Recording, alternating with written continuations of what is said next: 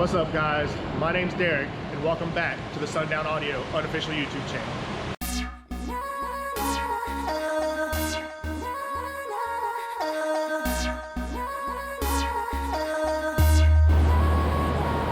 So here's what's going on today, guys. We are working on tubes. So I'm back here in our prep area for subwoofers. And the reason I'm back here, I'll give you all a glance around. This also doubles as Jake's Bitcoin area. So he's got all these computers back here. He does his cryptocurrency, Bitcoining, mining stuff. Every one of those is basically a big ass heater. So back here it stays really warm year round. The summertime it gets scorching hot in here. We got fans everywhere. That's why it's probably really loud right now. So I'm trying to talk loud, get across the camera.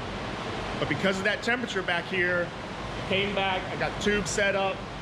I got my US Composites tabletop epoxy. Now, if you ever worked with this stuff, you'll see right here, I'll try and get in close.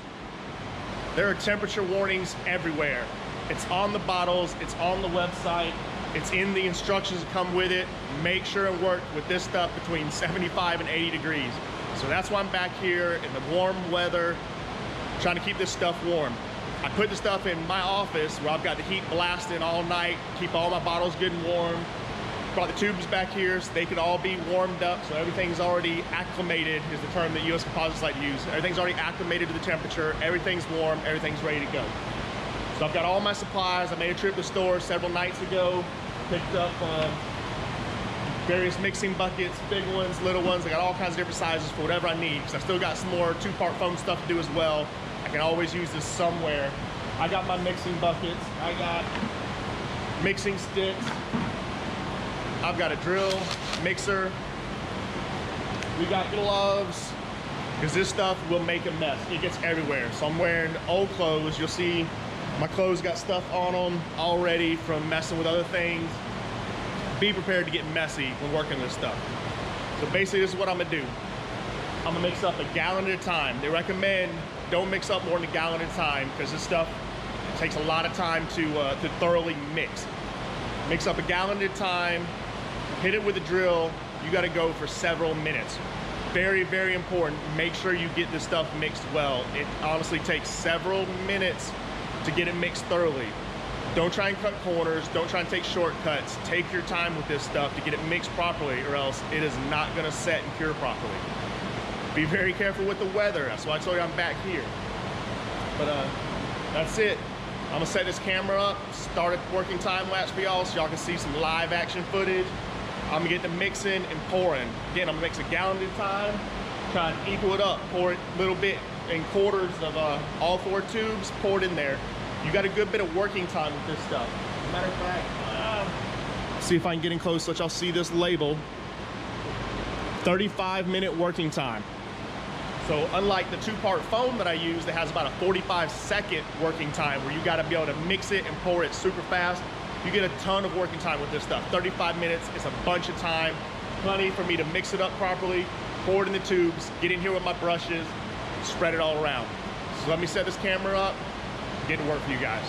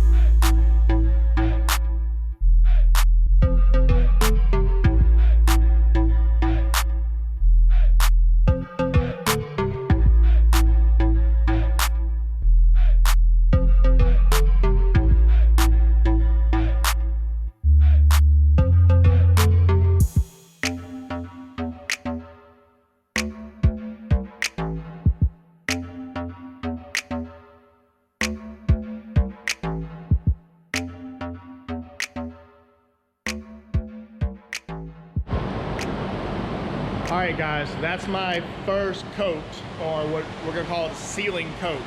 That was just a little under a gallon. I put in there total between the 4 tubes. See, I mixed the dye in there.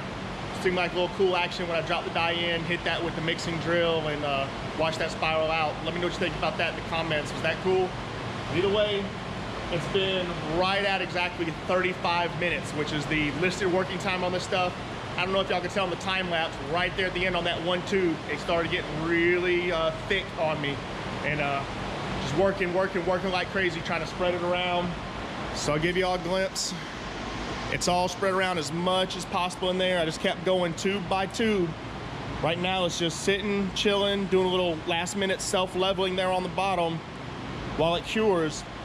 Now this has a listed 4-hour cure time, so that's it. That's all I can do for right now. Let these sit for 4 hours. Be back to work on them again. For right now, I'm gonna go find another project to work on Project SPL. All right, it's been right at 4 hours. I've been working on the back wall of the truck, finishing off a little bit of stuff, starting to get my doors prepped, get them ready to get worked on. But these are dry. There's a slight stickiness left on top. For the most part, they're all dry and hard. So I'm gonna get the camera set up to do a second coat. This time, I'm gonna start on the outside. And you'll see as I go, I'm just gonna stand them up, mix up another gallon, pour it on the outside, brush it around, let it dry. So here comes another time lapse of some live action footage.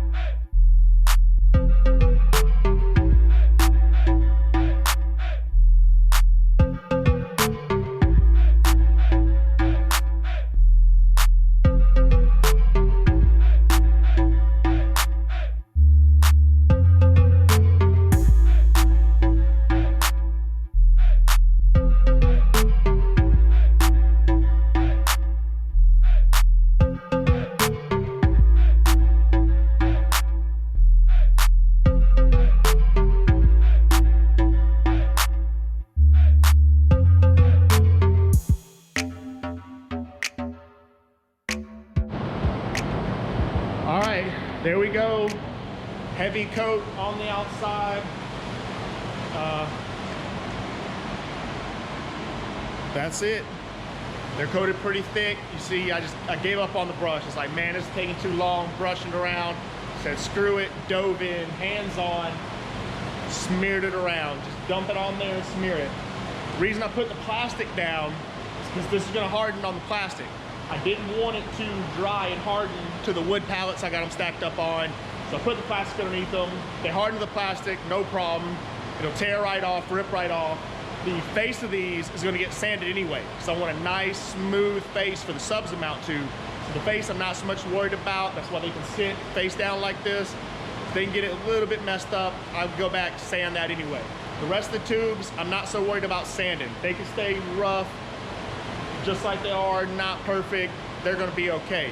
But I do want that face to be perfectly smooth and sanded and even for those subs to mount to.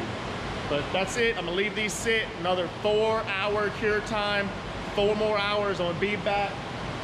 Make sure these are dry. Flip them over. Try and do 1 more coat on the inside before I go home today. Another 4 hours to wait. All right, guys, we're back. It's Sunday morning. I wanted to give the tubes all night to dry and cure really well before I came back and did another coat on the inside. So that's my goal this morning. I'm gonna mix up some more, pour it on the inside, try to get a good thick coat on the inside of all these tubes, get them sealed great. Now, they're dry from the second coat we did on the outside yesterday. I guess it'd be 1 coat on the inside, 1 coat on the outside.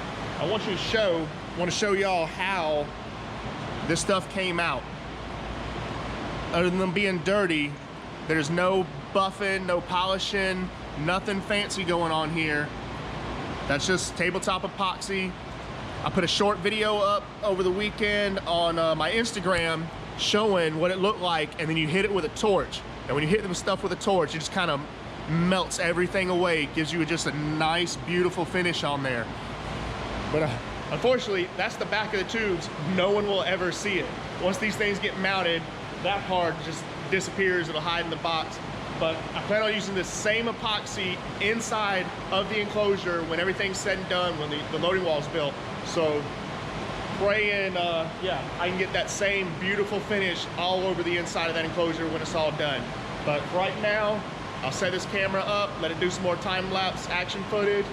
I'm gonna mix up some epoxy, pour it inside these tubes, and my goal was to just roll them and spread them by hand and smear it all around and get a good, heavy, wet coat of epoxy inside of each of these tubes, seal them all up great. Just stay tuned, guys.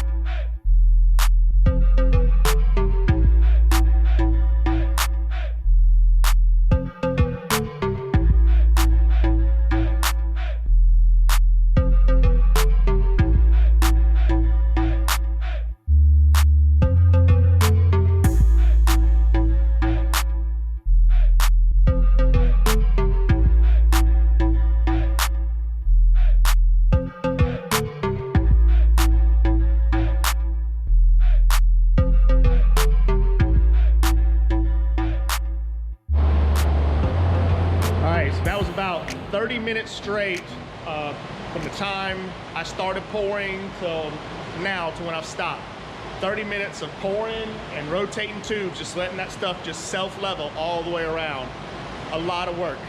You want to talk about a good CrossFit exercise, because no, these tubes aren't light. You sit here for 30 minutes straight, just rotating and rotating and rotating. I've got this time lapse set up on the fastest it can go, and that was still about a minute solid, which equals about 30 minutes in real time. Just sitting here turning tubes. It's a little bit of a workout, and it's warm back here. I got a sweat going on. But that's it. I'm gonna let this stuff dry for a little while, go finish up some other little things over on the truck, be back to check on them. I've got 1 more gallon left, so if I ain't mentioned it, I think I did, but I'll mention it again. Every time I mix a batch up, that's 1 gallon. I bought a 4-gallon kit of this stuff. So the first 1-gallon kit we mixed up did a seal coat on the inside. The second 1 gallon did a seal coat on the outside. This 3rd gallon mixing up was a flood coat on the inside. It should give us a nice, good, thick coating on the inside to ensure everything's sealed up tight. I've got 1 gallon left. When I come back after this is dry, we're gonna mix that last gallon up and do another flood coat on the outside, try to make sure the outside is good and sealed up. So stay tuned, guys. We'll be back in just a second. All right, guys, we're back. Tubes have had plenty of time to dry. It's been about 5 hours, I think. They're fully dry, good to go. Came back, gave them a quick examine, and I'm happy with how they're sitting right now.